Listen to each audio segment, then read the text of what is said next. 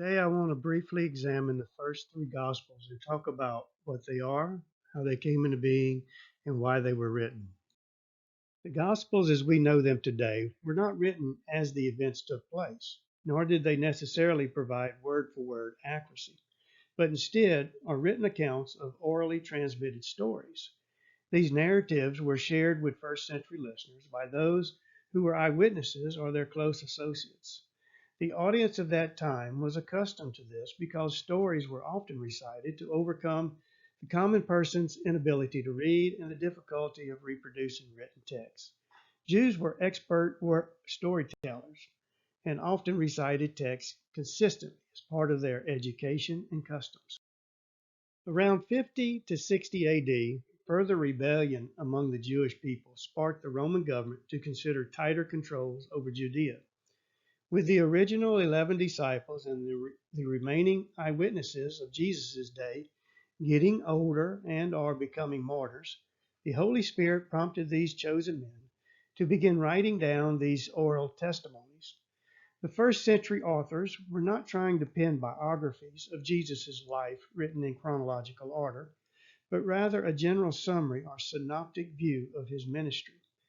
These portraits of the life and teachings of Jesus contain many proven historical facts, written in a narrative style, and were meant to lead a person into a specific theological direction.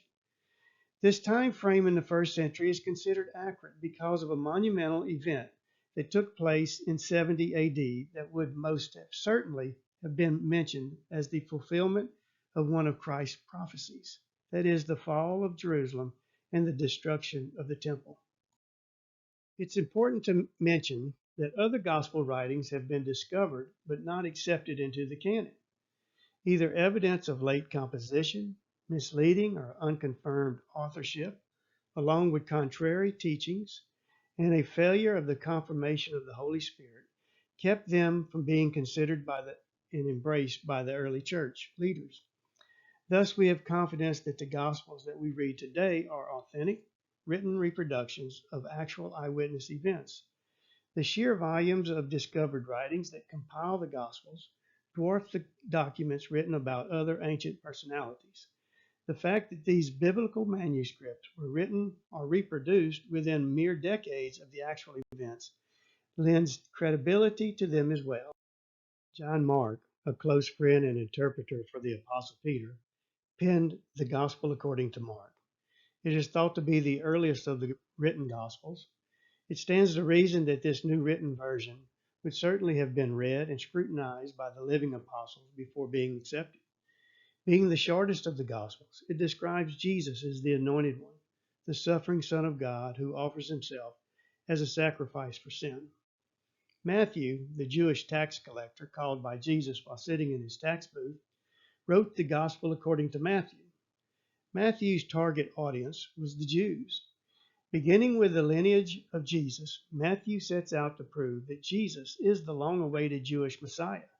It contains more Old Testament references than any other gospel. On the other hand, Luke, a Gentile physician and a companion to the Apostle Paul, wrote the Gospel according to Luke, with a more inclusive audience in mind.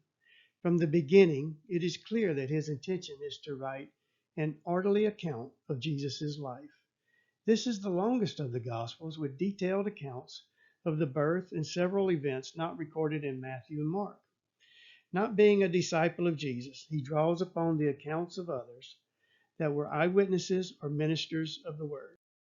These three books are known as the Triple Tradition and are considered the Synoptic Gospels, meaning seen from the same eye, or to see together with a common view. Several of the same events are described in each of these Gospels with little or no changes in the wording. It's considered that the later versions authored by Matthew and Luke give credibility to Mark's earlier writings by including these events practically word for word, while added nuances and additional information reveal the individual perspective and writing styles of each author. Though the events may differ and their timing varies, none of the events conflict. These similarities and differences are known as the synoptic problem. Having a better understanding of the gospel's origin overcomes this and brings clarity to the believer. Skeptics, on the other hand, point to this problem as a reason to doubt.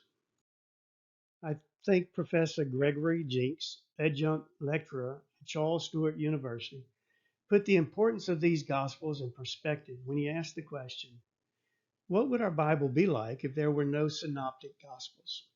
These one-of-a-kind, great works of literature have proven themselves to be historically accurate, theologically sound, and very powerful. With pure motives, the only goal in recording these events were to enlighten mankind about Jesus, the Son of God. Thank you.